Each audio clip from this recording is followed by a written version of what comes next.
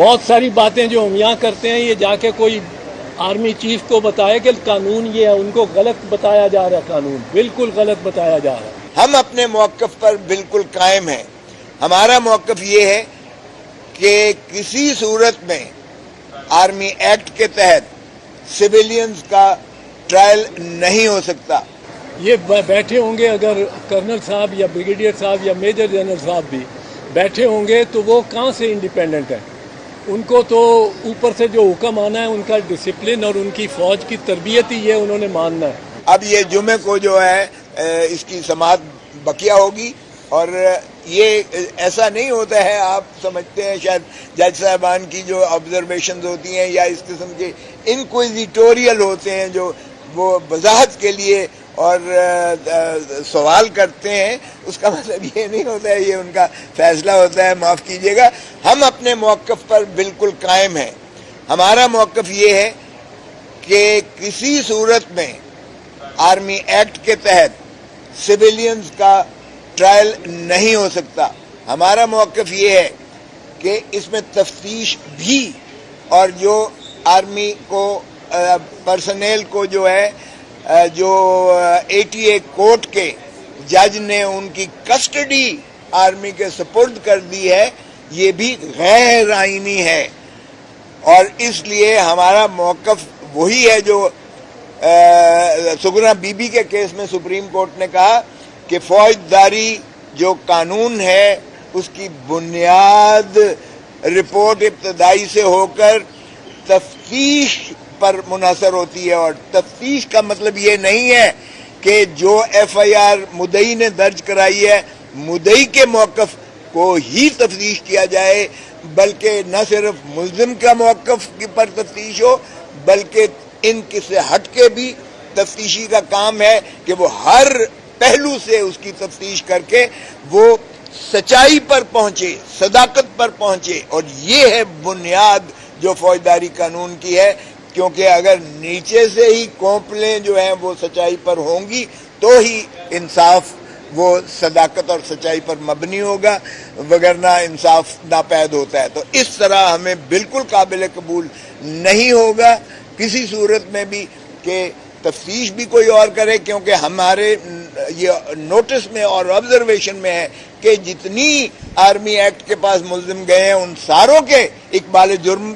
Record ہوئے ہیں، اور اس اقبال جرم کی بنیاد پر ان کو سزائیں ہوئی ہیں، اور ظاہر ہے اگر اقبال جرم ایک ملزم کا جوڈیشل کنفیشن آپ لے کے جاتے ہو تو اپیل میں کیا ہونا ہے، وہ اس پہ مکھی مار کے اور اوپر تک ہائرارکی میں اس کو کوئی انصاف نہیں ملے گا۔ سو یہ ڈیو پروسیس کی بھی نفی ہوگی، اور ہم سمجھتے ہیں کہ یہ نہ عدالت اس کو کہا جا سکتا ہے، نہ اس کو جو ہے انصاف پر مبنی کوئی نظام کہا جا سکتا ہے، اور نہ ہی آئین اور قانون کے دائرے میں یہ تمام پروسیس ہوگا۔ ہمارا موقف یہی ہے کہ یہ ان کا سویلینز کا یہ انویسٹیگیشن سے لے کر اور ٹرائل، یہ ہائرارکی جو ہے اپنا سول عدالتیں کریں، جس کی بالا ترین عدالت سپریم کورٹ ہے۔ میں مختصراً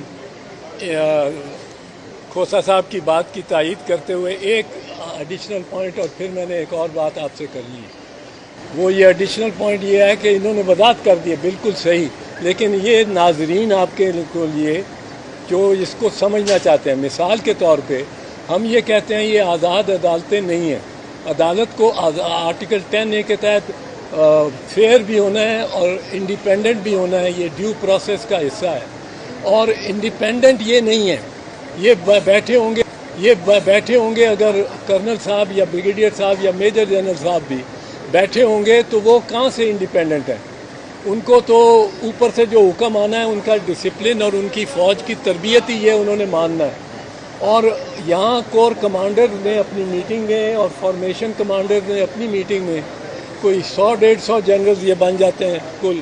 یہ انہوں نے یہ فیصلہ کر دیا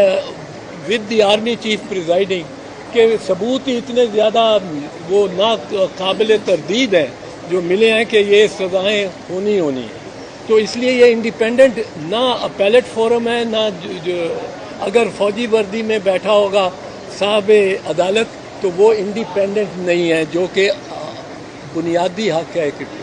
ایک اور بات میں کرنا چاہتا ہوں ذرا اس سے مختلف، اور آپ یہ دیکھیں کہ یہ جنہوں نے یہ پنجاب کی اور خیبر پختونخوا کی الیکشن نہیں ہونے دی 90 دن کے اندر، اس پہ کیا نتائج کیا نکلے؟ آج کیا نتیجہ ہے؟ ایک نتیجہ یہ ہے کہ صدر علوی کنٹینیو کریں گے، جن کے وہ خلاف ہیں کہ کنٹینیو نہ کریں، وہ کنٹینیو کریں گے اس وقت تک جب تک ان کا پیش رو ہی ہوگا، سکسیسر،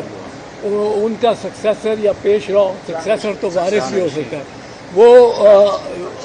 الیکٹ ہو کے نہیں آ جاتا۔ یعنی جب کوئی الیکشن ہوگا، جنرل الیکشن، اس کے بعد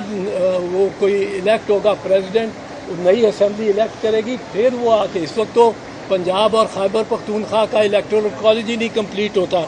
جو صدر کے الیکشن کا۔ ایک یہ انہوں نے نہیں سوچا۔ دوسری بات جو ہے وہ یہ ہے کہ انہوں نے یہ بھی نہیں خیال کیا کہ یہ جو جب انہوں نے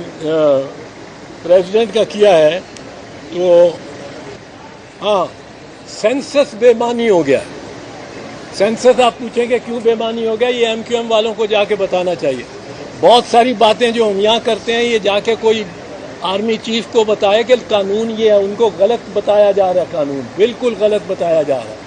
اب اسی طرح اب یہ دیکھیں سینسس، یہ ایم کیو ایم والوں کو بتاؤ، اب کوئی اس سینسس کا فائدہ کوئی نہیں۔ کیوں نہیں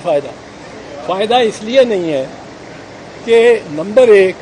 سینسس 2023 میں یا 24 میں ہو بھی جاتا ہے، سینسس ہو جاتا ہے تو سینسس کے بعد آئین میں ترمیم ہوگی،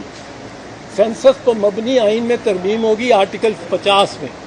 آرٹیکل 50 میں اس وقت آبادی کے تناسب سے پنجاب کو 141 سیٹیں ملی ہوئی ہیں، سندھ کو 148، وہ ملا کے دوسری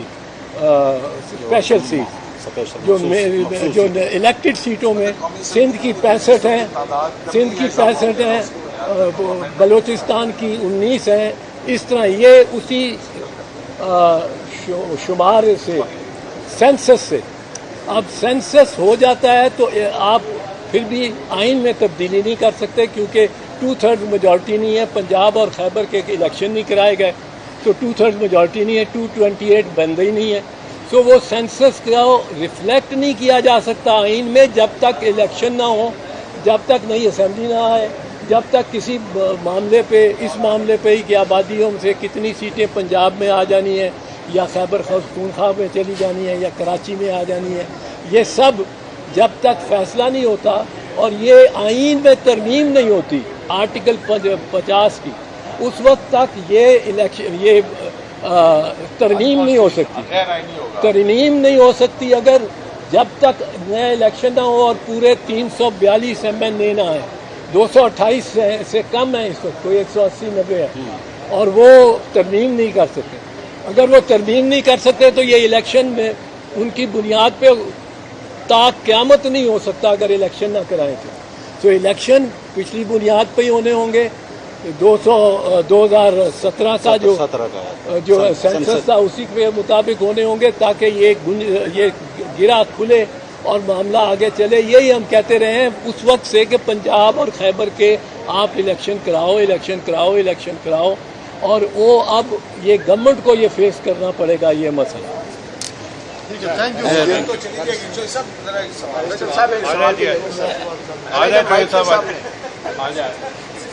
یار ایک تو